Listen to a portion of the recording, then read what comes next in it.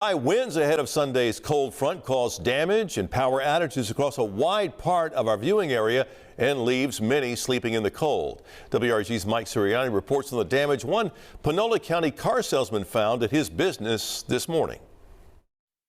This morning, one of my salespeople, Miss Maggie, called me and said, "Hey, we have some damage back there." And I was like, "Some damage?" And she sent me the pictures and my heart dropped. Alfonso Jordan, who owns Jordan Auto Sales on Highway 6 in Batesville, Mississippi, got the shock of his life when he saw the damage to 4 of his vehicles. Damage caused when high winds sent heavy tree limbs crashing down Sunday night.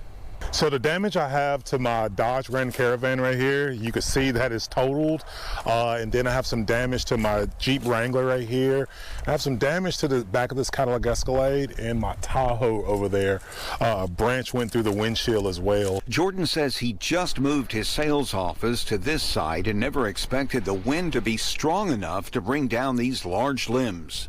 No, sir. No, sir. It's like the wind came out of nowhere. Well, the wind last night when I was at home, it honestly sounded like a tornado came through, so we wasn't really sure. I know it was a cold front that's supposed to be coming in, but we wasn't expecting the wind to be that high. Jordan says his family didn't lose power, but some of his friends did. The powerful wind event brought down trees and power lines across a 5-county area served by Northeast Mississippi Electric Power Association, leaving over 700 members in the dark till 8:30 Monday morning.